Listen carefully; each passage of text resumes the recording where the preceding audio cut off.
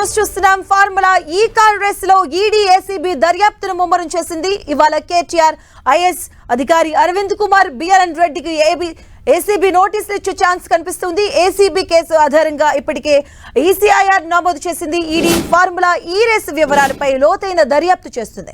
Formula ఈ car race కంపెనీలు 55 కోట్ల రూపాయల లావాదేవీలపై ఆరా తీసిన ఈడీ స్పాన్సర్షిప్ నుంచి తప్పుకున్న కంపెనీ వివరాలు సేకరించింది. త్వరలో నిందితులకు ఈడీ కూడా నోటీసులు ఇచ్చే అవకాశం ఉంది.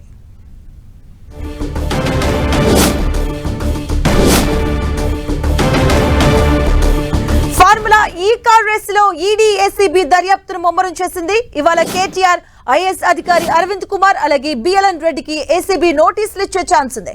ఏసీబీ కేసు ఆధారంగా ఇప్పటికే ఈసీఐఆర్ నమోదు చేసిన ఈడీ ఫార్ములా ఈ రేస్ వివరాలపై లోతైన దర్యాప్తు చేస్తుంది. ఫార్ములా ఈ కార్ రేస్ కంపెనీలు 55 కోట్ల రూపాయల లావాదేవీలపై ఆరా తీసిన ఈడీ స్పాన్సర్షిప్ నుంచి తప్పుకున్న కంపెనీ వివరాలు సేకరించింది. త్వరలో నిందితులకు ఈడీ కూడా నోటీసులు ఇచ్చే అవకాశం ఉంది. ఇదే అంశానికి సంబంధించిన పూర్తి అప్డేట్స్ మా కరెస్పాండెంట్ సునీల్ అందిస్తారు. సునీల్, ఫార్ములా ఈ కార్ రేస్ కేసులో ఏసీబీతో పాటు ఈడీ అధికారులు దర్యాప్తు ముమ్మరం చేశారు. ఇప్పటికే ఏసీబీ నమోదు చేసినటువంటి కేసు ఆధారంగా ఈడీ అధికారులు సైతము ఈసీఐఆర్ కింద ఎన్ఫోర్స్మెంట్ కేస్ ఇన్ఫర్మేషన్ రిపోర్ట్ కింద ఇప్పటికే మాజీ మంత్రి బీఆర్ఎస్ వర్కింగ్ ప్రెసిడెంట్ కేటీఆర్తో పాటు అదేవిధంగా గతంలో హెచ్ఎండిఏ ప్రిన్సిపల్ సెక్రటరీగా పనిచేసినటువంటి అరవింద్ కుమార్తో పాటు అదేవిధంగా హెచ్ఎండిఏలో చీఫ్ ఇంజనీర్గా పనిచేసినటువంటి బిఎల్ఎన్ రెడ్డి ఈ ముగ్గురుపై కూడా గతంలో ఏసీబీ అధికారులు 13/1, 13/2తో పాటు 409 అదేవిధంగా 120B కింద 4 సెక్షన్ల కింద పోలీసులు కేసు నమోదు చేసుకోవడం. ఈ కేసు ఆధారంగా ఫారెన్ ఫండ్స్ మిస్యూజ్ అయ్యాయి. ఈ డబ్బులు మొత్తం కూడా విదేశాల నిబంధనలకు విరుద్ధంగా డబ్బులు మొత్తం కూడా విదేశాలకు పంపారన్న నేపథ్యంలోనే పోలీసులు అటు ఏసీబీ అధికారులు కేసు నమోదు చేసింది. ఇక ఏసీబీ అధికారులు ఎప్పుడైతే కేసు నమోదు చేశారో వెంటనే కేటీఆర్ అటు హైకోర్టులో పిటిషన్ దాఖలు చేయడం, కాష్ పిటిషన్. దీనిపై ఈ నెల 30వ తేదీ వరకు కేటీఆర్ని అరెస్ట్ చేయొద్దని ఇప్పటికే కోర్టు ఆదేశాలు చేసింది. విచారణ మాత్రం యథావిధిగా జరుపుకోవచ్చు అని చెప్పిన నేపథ్యంలో ఈరోజు ఏసీబీ అధికారులు నోటీసులు ఇచ్చి కేటీఆర్ని విచారించి అతని యొక్క స్టేట్మెంట్ కూడా నమోదు చేసేందుకు ఇప్పటికే ఏసీబీ అధికారులు కూడా సిద్ధమవుతున్నట్లు తెలుస్తుంది. అదే తరహాలో ఈడీ అధికారులు కూడా ఇప్పటికే ఈసీఆర్ కింద ఎన్ఫోర్స్మెంట్ కేస్ ఇన్ఫర్మేషన్ రిపోర్ట్ కింద కేసు నమోదు చేశారు. కాబట్టి త్వరలోనే మాజీ మంత్రి బీఆర్ఎస్ వర్కింగ్ ప్రెసిడెంట్ కేటీఆర్కి నోటీసులు ఇచ్చి విచారించాలని కూడా ఈడీ అధికారులు భావిస్తున్నారు. ఈరోజు సాయంత్రం వరకు కూడా కేటీఆర్కి ఈడీ అధికారులు నోటీసులు పంపే అవకాశం కూడా ఉన్నట్టు కూడా సమాచారం తెలుస్తుంది. ఎందుకంటే విదేశీ కంపెనీ ఎఫ్ఈఓ కంపెనీకి సునీల్, అంటే ఇప్పుడు ఈడీ వ్యవహారంపై కేటీఆర్ ఎలా స్పందించే అవకాశం ఉంటుందంటే క్వాష్ పిటిషన్ వేసి వెళ్లే అవకాశం ఉంటుందా, లేదు అంటే డైరెక్ట్ గా నేరుగా విచారణకి వెళ్లే అవకాశం ఉంటుంది అనుకోవచ్చా?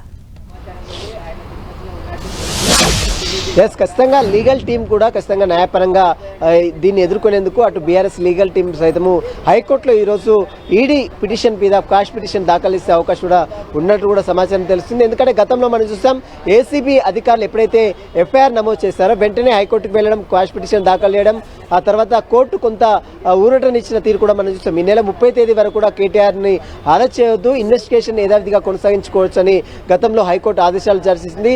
మరి ఈడీ అధికారులు నమోదు చేసిన కేసు నేపథ్యంలో కూడా అటు హైకోర్టుకు వెళ్లే ఆలోచనలో అటు కేటీఆర్ ఉన్నట్లు కూడా సమాచారం తెలుస్తుంది. ఈరోజు సాయంత్రం వరకు కూడా దానికి సంబంధించిన దాంట్లో ఒక పూర్తి క్లారిటీ కూడా వచ్చే అవకాశం. ప్రస్తుతం అయితే ఈరోజు అటు ఏసీబీ అధికారులు ఇన్వెస్టిగేషన్ ఒకవేళ కేటీఆర్ని అరెస్ట్ చేయొద్దని మాత్రమే కోర్టు చెప్పింది, ఇన్వెస్టిగేషన్ యథావిధిగా చేసుకోవాలని చెప్పిన నేపథ్యంలో ఈరోజు ఏసీబీ అధికారులు కేటీఆర్కు, అరవింద్ కుమార్కు అదేవిధంగా బిఎల్ఎన్ రెడ్డి కూడా నోటీసులు ఇచ్చి విచారించి వారి యొక్క స్టేట్మెంట్ నమోదు చేసుకునేందుకు ఏసీబీ అధికారులు సిద్ధమవుతున్నారు. అదే తరహాలో ఈడీ అధికారులు సైతము ఈ కేసులో ఇన్వాల్వ్మెంట్ అయింది కాబట్టి ఖచ్చితంగా నోటీసులు ఇచ్చి అతన్ని విచారించాలని కూడా ఈడీ అధికారులు భావిస్తున్నారు. సునీల్, అంటే ఏసీబీ వ్యవహారంలో 30 వరకు కొంత ఊరట లభించింది, బట్ ఈడీ ఎలా అప్రోచ్ అయ్యే అవకాశం ఉంటుంది? ఎందుకంటే మాజీ మంత్రిగా ఉన్నారు, ప్రెసిడెంట్ ఎమ్మెల్యేగా ఉన్నారు, సో ఇలాంటి సినారియాలో ఎలా అప్రోచ్ అయ్యే అవకాశం ఉంటుంది అనుకోవచ్చు? ఖచ్చితంగా ఈడీ అధికారులు ఎఫ్ఐఆర్ నమోదు చేశారు కాబట్టి ఈసీఆర్ కింద నమోదు చేశారు కాబట్టి ఖచ్చితంగా కేటీఆర్కి ఇందులో వివరణ ఇవ్వాలని కోరుతారు. ఎందుకంటే విదేశాలకు డబ్బులు ఎందుకు పంపారు, ఏ తరహాలో పంపారు, ఆ నిబంధనలు ఎక్కడ రూల్స్ ఏ విధంగా పాటించారు, ఎందుకంటే ఆర్బీఐ గైడ్లైన్స్ పాటించలేదని చెప్తున్నారు, అదే ఫైనాన్స్ సెక్రటరీ అప్రూవల్ లేదని చెప్తున్నారు, క్యాబినెట్ అప్రూవల్ లేదని చెప్తున్నారు. కాబట్టి నిబంధనలకు విరుద్ధంగా ఫారెన్ ఫండ్స్ మిస్యూజ్ అవుతాయి. అంటే PMLA act, prevention of money corruption యాక్ట్తో పాటు అదేవిధంగా ఫారెన్ ఎక్స్చేంజ్ మేనేజ్మెంట్ యాక్ట్ కింద ప్రస్తుతం అయితే ఏసీఆర్ కింద ఈడీ అధికారులు కేసు నమోదు చేసుకున్నారు కాబట్టి దీనికి సంబంధించి దాంట్లో కేటీఆర్కి నోటీసులు ఇచ్చి విచారించాలని కూడా ఈడీ అధికారులు భావిస్తున్నారు. ఇందులో భాగంగానే ఈరోజు కేటీఆర్కి అదేవిధంగా అరవింద్ కుమార్కి బిఎల్ఎన్ రెడ్డికి కూడా నోటీసులు ఇచ్చే అవకాశం కూడా ఉన్నట్లు తెలుస్తుంది. Thank you.